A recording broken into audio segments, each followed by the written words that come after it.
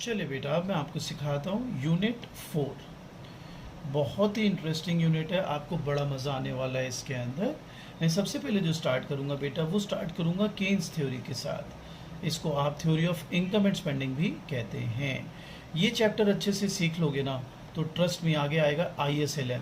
वो 10 मिनट्स का टॉपिक है, लोग ना ज़बरदस्ती उसका हुआ बनाते हैं, 2-2 महीने कराते रहते हैं ISLM। 10 मिनट्स में आप सीख जाओगे ISLM, बस बेसिक्स अपने बढ़िया रखो। तो आओ अब मैं आप लोगों को पहले बेसिक्स जो हैं वो क्लियर कर दूँ। देखो बच्चों, सबसे पहले समझ लो एग्रीगेट डिमांड क्या होता है। Aggregate demand stands for C+I+G+NX। अब AD को डिफाइन कैसे करूं? देखो बेटा, AD को दो तरीके से डिफाइन कर सकता हूं। पहला, aggregate demand is the total demand for all goods and services in an economy. दूसरा, aggregate demand is the amount which all the sectors of the economy are ready to spend on goods and services produce in an economy. तो बेटा, जो house hold demand करते हैं that's consumption, firms demand करते हैं investment, government demand करती है government spending, and rest of the world net exports. अब मेरे बच्चों, अगर आप 2 सेक्टर थ्योरी पढ़ रहे हो जो 12th में आप लोग पढ़ा करते थे, तो 2 सेक्टर में AD हो जाता है राजेश C+I। अगर आप 3 सेक्टर करते हो, जो कि आप अभी सेम 2 में इकोनॉमिक्स ऑनर्स में पढ़ोगे, तो होते हैं C+I+G। अगर आप 4 सेक्टर पढ़ते हो तो AD हो जाता है बच्चों C+I+G+NX। मैं आपको बता दूं, open model which is this 4 sector model, ये भी हमारे सिलेबस में नहीं है, ये आपको 3rd सेम में करने को मिलेगा। खैर, आप 2 सेक्टर पढ़ो तो भी C है, 3 सेक्टर पढ़ो तब भी C है, 4 सेक्टर पढ़ो तब भी C है। तो अब C क्या है उसके बारे में बात करते हैं। C stands for consumption function, और कंजम्पशन रादर, और इसको ऐसे डिनोट करते हैं C+CY। 12th क्लास में अगर आपने पढ़ा हो तो 12th क्लास में कुछ किताबें इसको ऐसे भी लिख देती हैं A+BY, तो वो एक ही बात है, उसको कन्फ्यूजन नहीं होनी चाहिए। अब सवाल उठते हैं C बार क्या है? वेल, C बार को हम कहते हैं ऑटोनॉमस कंजम्पशन। ऑटोनॉमस कंजम्पशन बच्चों, जब आप बड़े हो जाओगे 4th सेम में जाओगे ना, तो इसको कंजम्पशन पजल भी कहते हैं, तो 4th सेम में सिखाऊंगा वो। फिलहाल C = C+CY। C बार ऑटोनॉमस कंजम्पशन। बच्चों, ऑटोनॉमस कंजम्पशन वो होती है which is present at 0 level of income, यानी इवन अगर इनकम नहीं है तब भी कुछ कंजम्पशन मिनिमम करना पड़ेगा, दैट्स ऑटोनॉमस कंजम्पशन। अब आते हैं small c। Small c stands for MPC बच्चों। MPC is delta C by delta Y। तो यहाँ तक आई होप आप सबको क्लियर है। अब आगे बढ़ते हैं।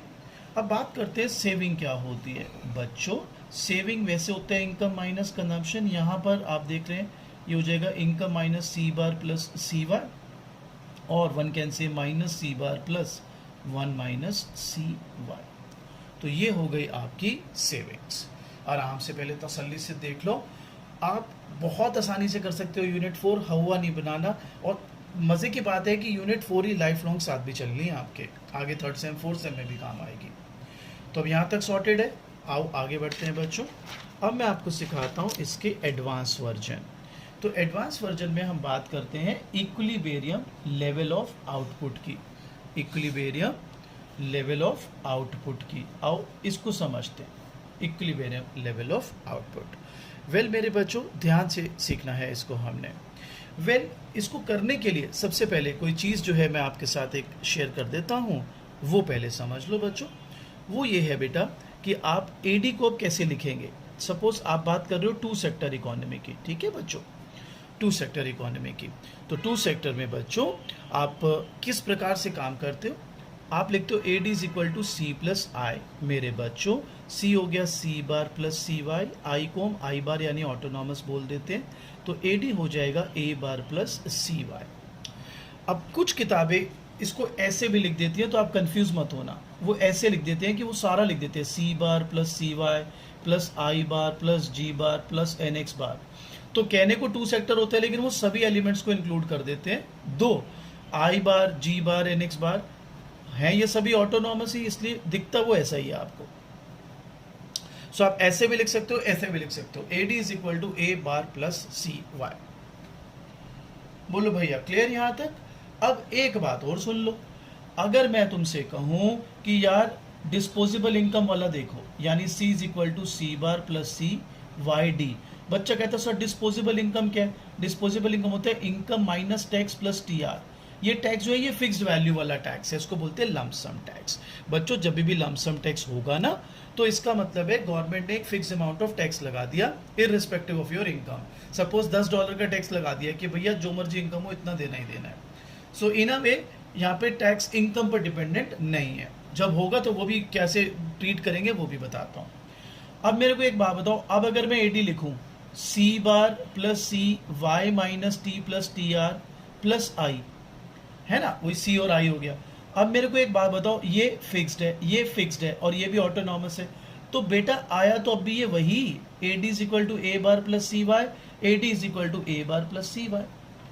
तो यानी आप डिस्पोजेबल इनकम से देखना चाहते हो वो देख लो, आपको नॉर्मल देखना है नॉमिनल इनकम से तो आप वो भी देख सकते हो बच्चों। I hope clear. अब बात करते हैं इक्विलिब्रियम लेवल ऑफ आउटपुट की। बच्चों इक्विलिब्रियम कहां पर होता है, where y is equal to A D, supply is equal to demand. A D तुमने अभी क्या बनाया, ए बार प्लस सी वाई। अब अगर इसको सॉल्व करोगे बेटा, इसको वाई नॉट लिख देती है रीडिंग। वाई नॉट का बेसिक मतलब है इक्विलिब्रियम लेवल ऑफ आउटपुट को शो कर रहे हैं। ये हो गया 1 अपॉन, ध्यान लगाओ, 1 upon 1 minus C into A बार। अब ये क्या शो करता है बच्चे, ये आपको दो बड़े इंपॉर्टेंट चीजें बताता है। पहला, अगर ऑटोनॉमस स्पेंडिंग बढ़ेगी तो आउटपुट बढ़ेगा, अगर एमपीसी बढ़ेगा तो भी आउटपुट बढ़ेगा मेरे बच्चों, ठीक बात। अब आपको कहा जाता है कि what will be the effect of change in autonomous spending on income, यानी अगर ऑटोनॉमस स्पेंडिंग चेंज होगी तो उसका इनकम पर क्या फर्क पड़ेगा। तो बड़ा इंटरेस्टिंग है यार, ये भी आपको सिखाता हूं। चलो शुरू करते हैं बच्चों। इसका फॉर्मूला ऐसे बन जाता है, delta Y is equal to 1 upon 1 minus C into delta A bar. तो कई बच्चे बड़े हैरान होते, कहते सर ये फॉर्मूला बनाया कैसे आपने। तो तुम्हें 12th क्लास में ले चलते हैं, याद करो 12th क्लास में के करते थे investment multiplier, delta Y upon delta I या 1 अपॉन 1 माइनस एमपीसी। अब आप में से कुछ बच्चे कहेंगे सर 1 अपॉन एमपीएस भी करते थे। हाँ भाई करते थे, पर अभी उसका इस्तेमाल नहीं कर रहे हैं। अब एक बात बताओ, अगर मैं इसको ऐसे लिखूं, delta Y upon delta I is equal to 1 upon 1 minus C, MPC C होता है, तो डोंट यू थिंक ये ऐसा दिखेगा 1 upon 1 minus C into delta I. और बेटा जो तूने पीछे किया है वो यही किया, is just that delta Y को लिख दिया 1 upon 1 minus C, delta I की जगह लिख दिया delta A bar. Autonomous spending, वो कहता है भैया जैसा आई का फर्क होता है वैसे किसी भी ऑटोनॉमस स्पेंडिंग का फर्क दिखेगा, ठीक है भाई। चले डायग्रामेटिकली देखना है, बिल्कुल देख सकते हो। ये होता है A D is equal to Y, हाँ जी A D is equal to Y. आपको आज तक बताया गया 45 डिग्री लाइन वाई वाई, ये भी आपको मैं भ्रम तोड़ूंगा क्योंकि 99% को ये भी नहीं पता A D is equal to Y लिखना है। ये हो गया A bar plus C Y, ये हो गया ए बार, ये हो गया ए डी और ये हो गया वाई। ये हो गया आपका इक्विलिब्रियम इनकम और इक्विलिब्रियम पॉइंट। अच्छा अब एक बात बता दूं, 2 सेक्टर के अंदर जो मल्टीप्लायर होता है बेटा, मल्टीप्लायर उसको कहते हैं अल्फा, और अल्फा का फॉर्मूला 1 अपॉन 1 माइनस सी। ये रहा आपका अल्फा 1 अपॉन 1 माइनस सी। तो ये तो हो गया बेटा जी 2 सेक्टर। अब हम सीखते हैं 3 सेक्टर। आइए 3 सेक्टर। वेल बेटा 3 सेक्टर के अंदर गवर्नमेंट का एक एक्टिव रोल आ जाता है, कैसे मैं बताता हूँ। यहाँ सी लिखा जाता है C bar plus C Y minus T Y plus T R. तो आप देख सकते हो ये प्रोपोर्शनल टैक्स हो गया, ये वो टैक्स है जो इनकम पर आपके डिपेंड कर रहा है, इनकम के साथ वेरी करेगा।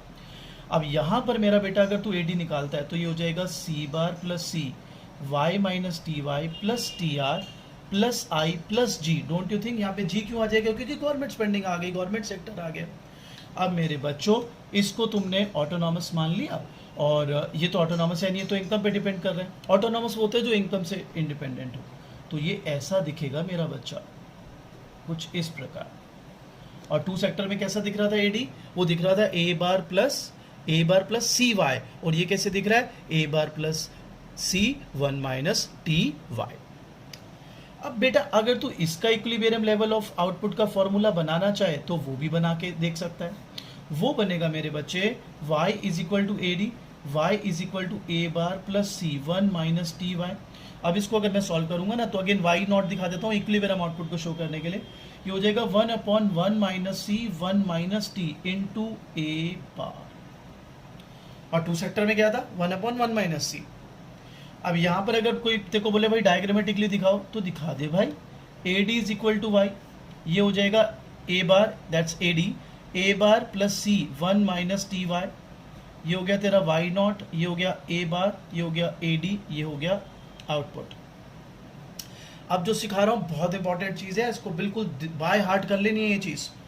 अगर अब मैं बोलूँ what will be the effect of change in autonomous spending on income, तो देख फॉर्मूला क्या बन जाएगा यहाँ पर फॉर्मूला बन जाएगा बेटा delta Y is equal to 1/1 minus C 1 minus T into A bar, delta A बार।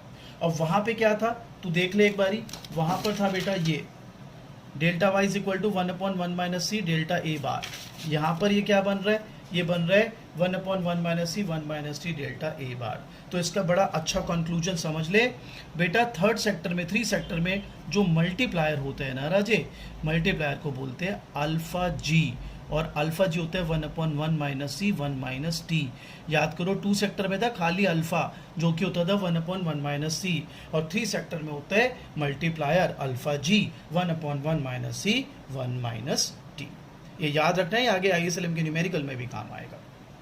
ठीक है जी, आओ जी अगला टॉपिक शुरू करते।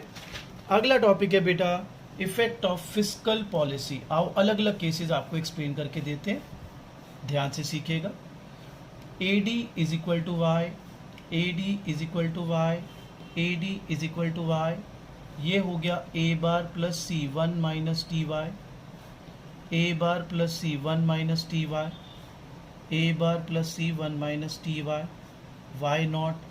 वाई नॉट वाई भी लिख सकते हो कोई दिक्कत नहीं। ये ए बार ए बार ए बार। तो अब तक तीनों सेम है बेटा। सपोज पहले वाले डायग्राम में मैं तुमसे कहता हूँ कि गवर्नमेंट स्पेंडिंग बढ़ गई, अरे अब बताओ ऑटोनॉमस स्पेंडिंग बढ़ गई तो ये कर्व शिफ्ट हो जाएगा ना भाई, ये कर्व शिफ्ट हो गया, मल्टीप्लायर इफेक्ट आ जाएगा। थ्योरी में से मेरे पढ़ लियो नोट्स में से, ये y1 और ये a बार 1। अगर बोले तुमको बोले कि भाई टैक्स कम हो गया, टैक्स कम हो गया, माइंडेड टैक्स रेट नहीं, ये वो लमसम टैक्स है। अगर टैक्स कम हो गया भाई तब भी तो ऑटोनॉमस स्पेंडिंग बढ़ रही है, तो ये फिर सेम आ जाएगा, ऐसा दिखेगा, तो इनकम बढ़ गई। ठीक है, अब है बड़ा इंटरेस्टिंग, अगर तुमको बोले टैक्स रेट गिर गया, टैक्स रेट फॉल कर गया, टैक्स रेट वो स्मॉल टी, तो अब ये ध्यान से समझना भाई, ये स्लोप ही चेंज कर देगा, ऐसे बनेगा ये। अब कोई बच्चे कहते हैं सर ऐसे क्यों बनेगा ये, तो लॉजिकली समझ बात को यार। अगर टैक्स रेट है तो वो तो इनकम पे डिपेंड कर रहा है, अगर तेरी इनकम जीरो है तो टैक्स भी तो जीरो लगेगा भाई, इनकम जीरो है तो टैक्स भी तो जीरो लगेगा। और जैसे जैसे इनकम तेरी बढ़ेगी टैक्स रेट कम होता जाएगा तो पॉजिटिव इंपैक्ट आता जाएगा, तेरा ईडी बढ़ता जाएगा। दोबारा समझ ले, टी वाई जीरो है तो टैक्स भी तो जीरो होगा, यानी जीरो लेवल ऑफ इनकम पर चाहे टैक्स कम हो या ज्यादा हो कोई फर्क ही नहीं पड़ेगा। लेकिन जैसे जैसे पॉजिटिव इनकम होती जाएगी, टैक्स अगर कम होगा तो ईडी बढ़ता जाएगा भाई, और तेरे को फायदा दिखेगा। क्लियर? अब एक क्वेश्चन ना बड़े साल पहले आया था, वो भी मैं तुमको सिखा देता हूँ ताकि तुम अच्छे से तैयारी कर लो। क्वेश्चन था कि सपोज ये इक्विलिब्रियम है, A D is equal to Y, ये है A bar plus C 1 minus T Y, ये है वाई और ये है ए बार और ये ई।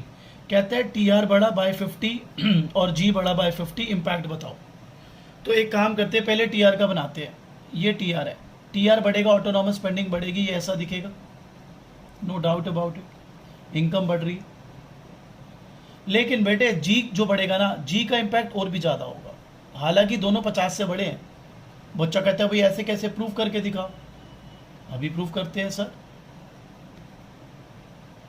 ठीक है, ये जो इम्पैक्ट है ये पूरा ये वाला, ये जी का है और ये टी आर का है। कैसे, उसमें ज़्यादा कैसे? आपने क्या बोला था? आपने बोला था y is equal to C bar plus C Y minus T Y plus T R plus I plus G, यही बोला था भैया। अगर जी बढ़ेगा डोंट यू थिंक सीधा सीधा इनकम को बढ़ाएगा? लेकिन अगर टी आर बढ़ता है तो वो पहले फिल्टर होगा सी से। सपोज ये 50 बढ़ा था और सी की वैल्यू 0.5 है, तो इनकम में तो या आपकी कंजम्पशन में तो 25 का ही फर्क आएगा। और कंजम्पशन में जितना फर्क आएगा वही तो एडी में फर्क दिखाएगी भाई। कंजम्पशन में जितना फर्क आएगा वही एडी में फर्क आएगा राजे।